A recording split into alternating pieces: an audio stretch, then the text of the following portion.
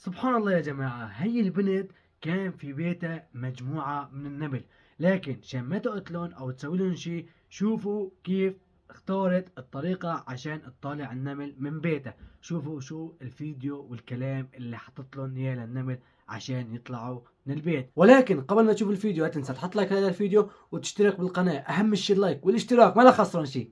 تابع. Assalamualaikum rakyat Nabi Sulaiman. Aku ingin membersihkan rumah yang menjadi tempat tinggalmu karena kamu makhluk Allah. Buatlah sarang di luar rumahku agar kamu selamat. Dadah.